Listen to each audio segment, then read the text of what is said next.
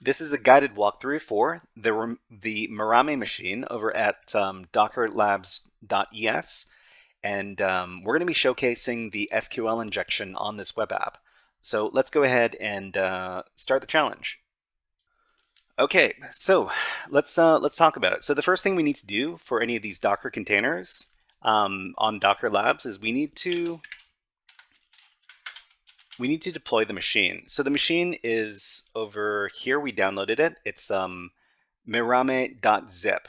What we need to do is we need to unzip this file. So we just need to do this, unzip. And then afterwards, we're going to be able to deploy the Docker container. So the Docker container for Docker Labs, they all use the auto deploy script. So we just need to make that script executable, and then we need to run the auto deploy script with the mirame.tar argument over here, and then we will have. Okay, so the machine is up and running. We've got the IP address, so we're just going to copy it. We're going to go over to another tab. We're going to run an nmap port scan. So an nmap port scan is basically going to let us know what ports and services are available on this particular remote server. And it tells us that there are two ports open. There's port 22 and there's port 80. Port 22 is associated with remote login over SSH. So the SSH protocol lets us log in remotely. And port 80 is associated with unencrypted web pages, that is HTTP. So we can probably check this page out, and we can do so from our own web browser now that we've got this up and running. So over here, let's go ahead and go to HTTP, this IP address. Okay, so this is a login page over here. Okay, so we have a login page over here, and one of the first things we like to do when we encounter these login pages is we like to test them for security vulnerabilities. So in particular, we could test out the login page to see if it's vulnerable to what is called SQL injection or database injection. So we could test it by just giving a little single quote over here, and then for the password, it could be anything. So because we get this message over here, this error message from the MySQLi SQL database, that there's some sort of error over here in our SQL syntax, this means that it's vulnerable to SQL injection. Okay, so let's talk a little bit about this. So this is the Mirame challenge. We're talking about SQL injection in this place. So the web server login page is vulnerable to SQL injection. And to automate the injection process, we can use the SQLmap program, but we should probably prepare a file for it first. So whenever we use the SQLmap program to automate our SQL injection, it's usually a lot easier to record a request file that the SQLmap program can use. And the way we do that normally is we use the Burp Suite program. So Burp Suite is a very popular security testing tool, and it can be used to intercept web requests that go back and forth between the web browser and the web server. So we're just going to start up Burp Suite. It's going to take a second or two. Okay, so what happened here? It's really, really small. Okay, we can resize this. And then we're going to go over to our proxy. We're going to open up our Burp Suite browser. So the Burp Suite browser it's a web browser that's connected to Burp Suite. So that means that everything that goes between this web browser and the web servers are going to be recorded by the Burp Suite software. And this is what we want to do. So I think, let me make this full size this. Okay. I think this is the IP address we're looking at in this case. Okay, so this is the login page. We're going to try logging in again. So for the username, we're not testing for SQL injection with this request. We're just going to do test user and test pass for the username and password. And try to log in. It's going to tell us that no, those are not correct credentials. That's fine. Then we're going to go back to Burp Suite. In Burp Suite, we can go over to the proxy tool and then the HTTP history tab here, and we can get the web request that was sent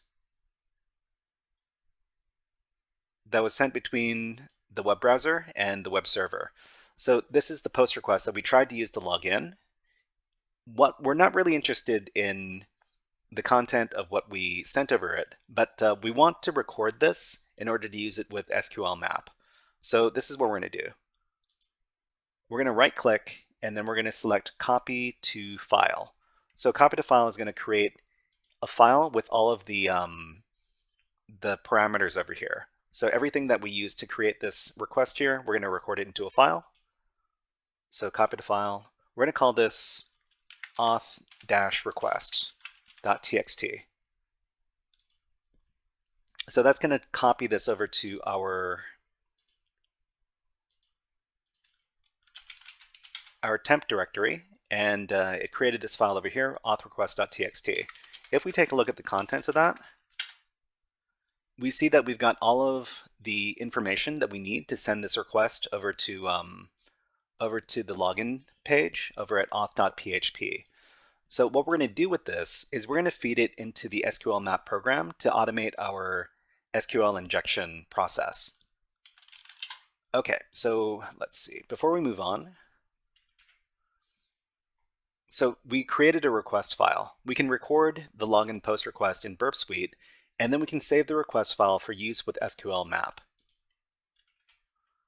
So after we've saved the file, SQLmap can use the file to enumerate database information from the web app. So we're going to use something that looks a bit like this with SQLmap in order to get information from the database. So this is what we're going to do. So it's SQLmap, and we're going to give this particular command this particular syntax. So the syntax we're going to run with SQLmap, we're going to run it very verbose. We're going to give a request file to the program, which is the one that we created called auth-request.txt. And what we want to do, if there's an SQL injection, is we want to get the database that is being used, or the databases that are being used. Okay, so let's run the command. And we get, so it was able to inject and perform the SQL injection attacks. It was able to determine that the software that was being used is MySQL. And then it was able to find out that there are two databases that are being used. So there's information schema, and then there's users. SQLmap can use the file to enumerate database info from the web application. So the first thing we do is we get a list of databases first. So we're able to get the names of the databases, information schema, and users. So the next step after this is to do table enumeration. So we go from the biggest thing, the database, and then we move over to a smaller thing, which is the tables.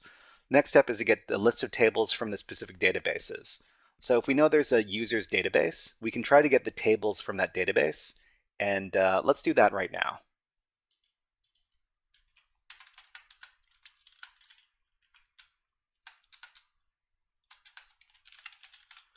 Okay, so this command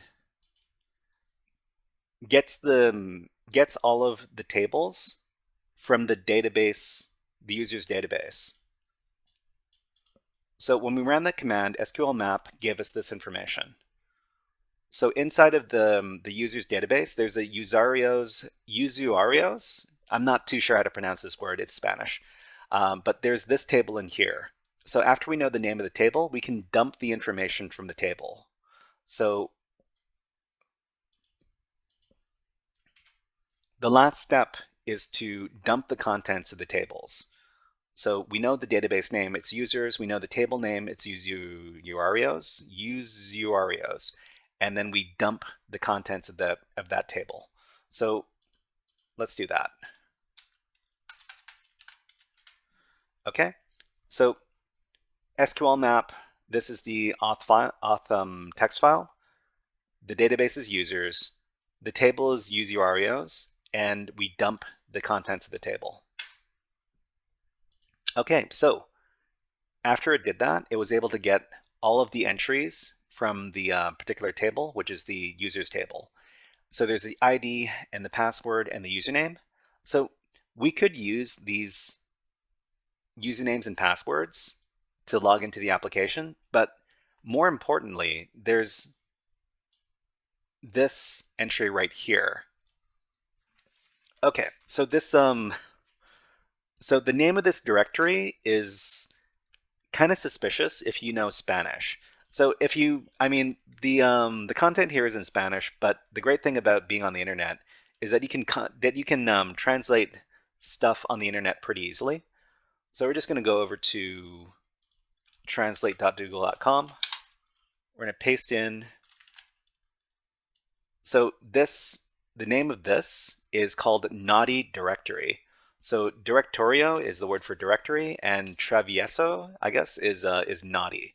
So this indicates to us that there is a directory called the naughty directory on the web application. So if we just go over to the website and then we plug in that naughty directory, then we find that there's a single file in here called miramebien.jpg, and I guess this in Spanish it means look at me well or look at me closely. If we take a look at it, it's just a pair of eyes. But if you're familiar with cybersecurity exercises, these kind of files usually can hide some data. So let's talk a little bit more about that.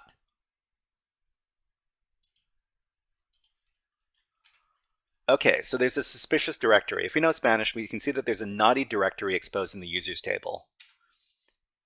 And in the naughty directory, there's an image file, and we can inspect it using the Stegseek tool, revealing that there's a zip file embedded into it. So what we're going to do is we're going to be inspecting this file to see if there's any hidden information in here. So we can just go over to and grab the URL for this image, and over here we're just going to download the file. So after we've downloaded the file, we can inspect it. So we're just going to use the Stegseek tool. So Stegseek is a tool that does Stegranography on images. So images can hide information, and if we use the Stegseek tool, we might be able to find out what kind of information is stored or hidden inside of these files. Okay, so we're going to run the Stegseek program on this file over here. If the information is password protected, it'll try to brute force all the passwords on this particular file. So it runs very, very fast. Anyways, so we managed to figure out that there is a hidden file embedded inside of this image. So it's called occultito.zip. I mean, does that mean hidden or like secret or something? I need to figure this out really quick. Okay, so let's translate the name of the file. Hidden. Occultito means hidden. Okay, that's cool. Okay, so we've got this file over here. It was originally called occultito.zip, but it's called miramebien.jpg.out. So we're just going to rename the file, and we're going to rename it back into its original file name, which is occultito.zip. So after we do that, we've got this zip file in here. So usually we can just unzip the file, but it's asking us for a password. We don't know what the password is. So we're going to need to crack the password somehow. Let's talk a little bit more about that before we do this.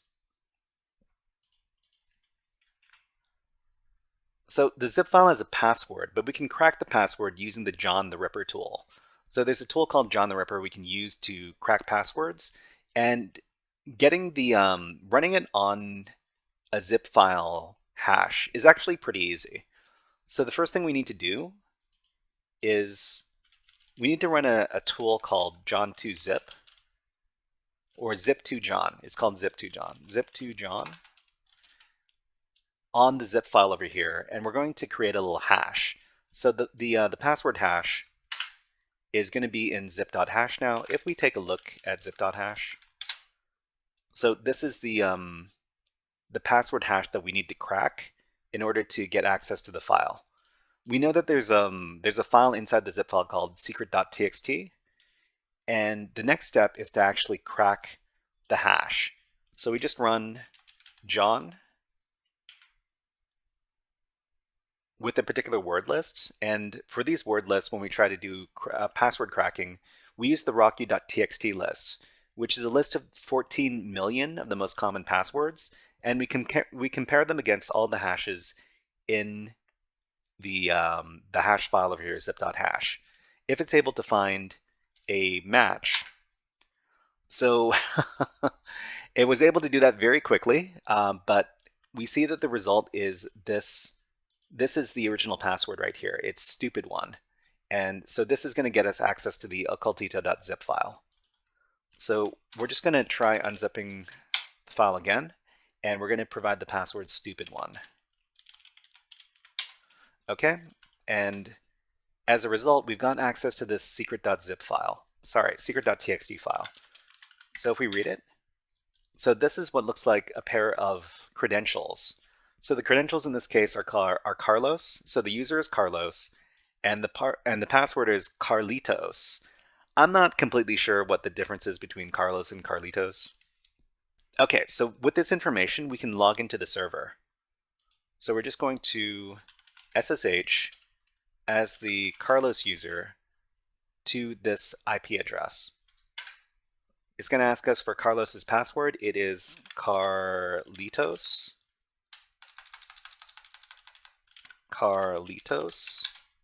And now we're logged in. So when we break into these servers, we call in Mr. Scary Hacker Voice Man to talk about how we broke into the server. So let's call Scary Hacker Voice in now, Scary Hacker Voice Man in now, and we'll talk about how we broke in.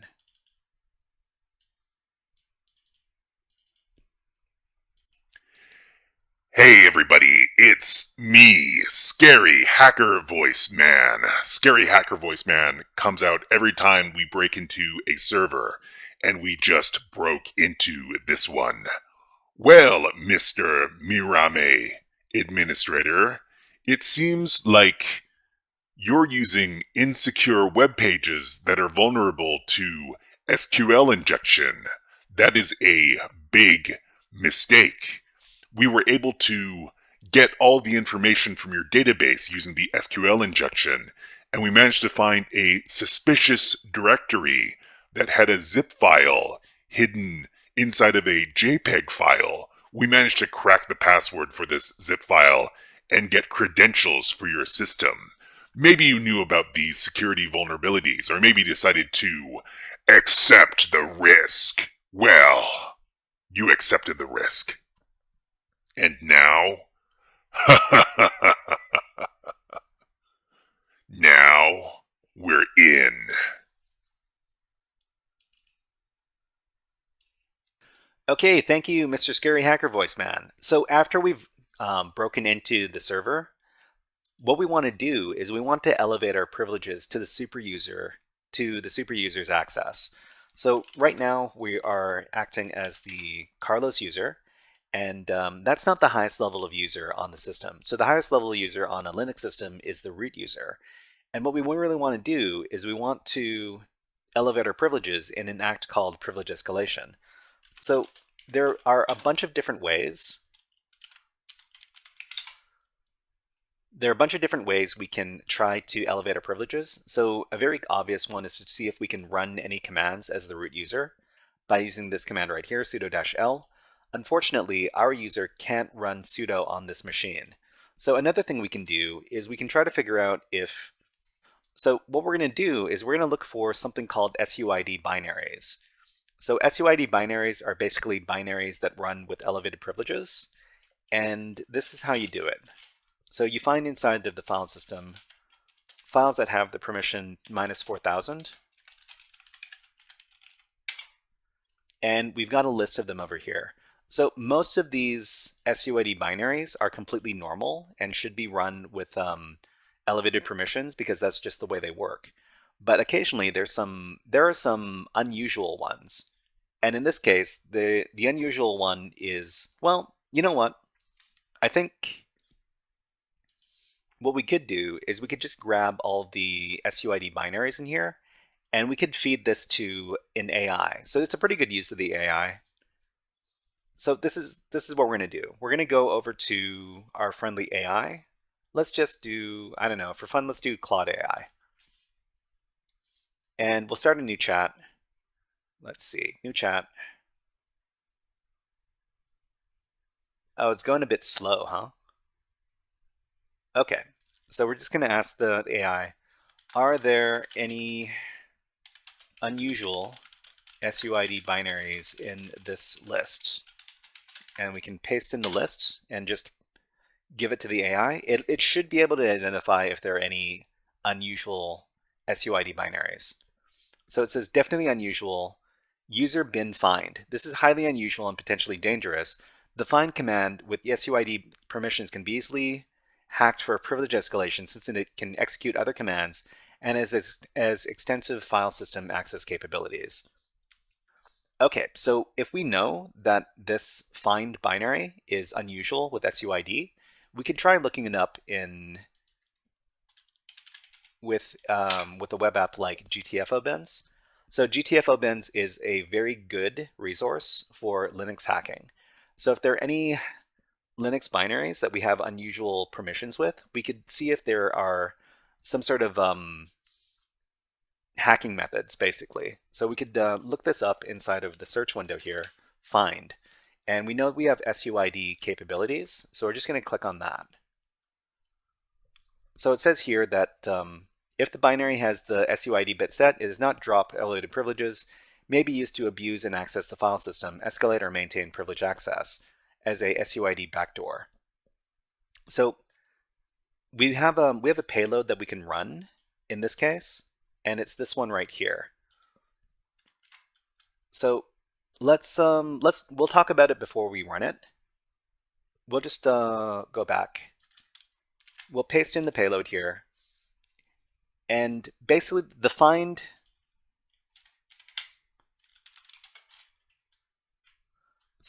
binary, it locates files that have certain criteria. But the most important thing about the find binary for privilege escalation in this case is that we can run other commands with it, with the exec flag over here.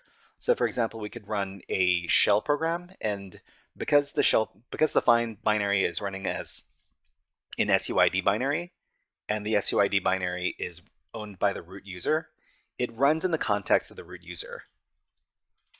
So we're just going to run it with the bash shell, and it will open up a bash shell in the middle of its execution, and it'll give us access as the root user. Okay. Oh, wait, we're not supposed to run sudo. Sorry, we're not supposed to run root sudo, we're just supposed to run find. Okay. Okay, so after we run this particular find command, and the find command is running as root, but we can run the bash command in the middle of execution, we're able to get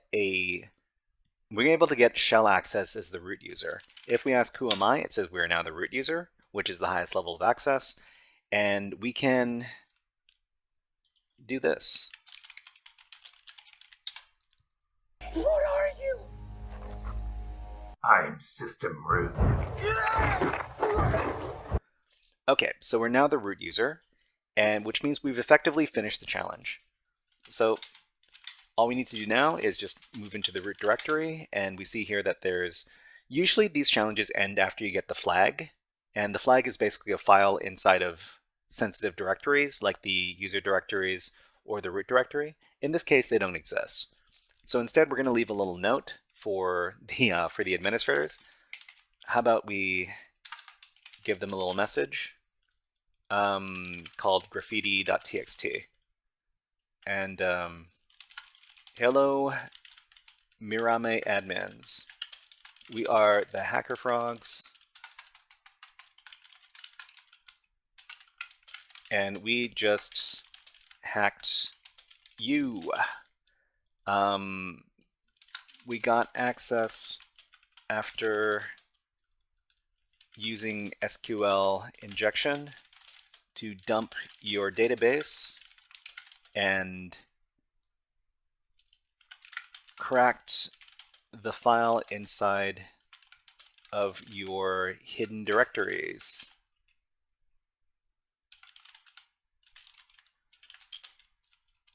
Then we abused the SUID find binary and got root access. Better luck next time, and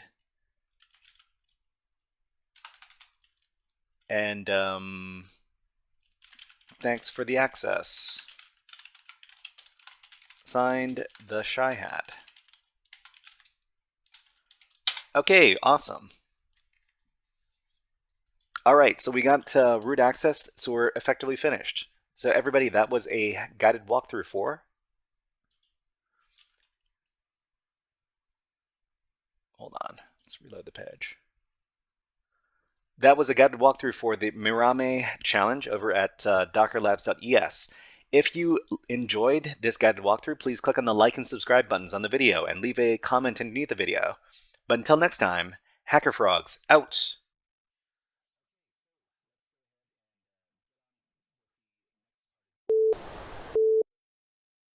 Hey there, HackerFrogs! Are you enjoying this workshop? Learning new concepts and skills?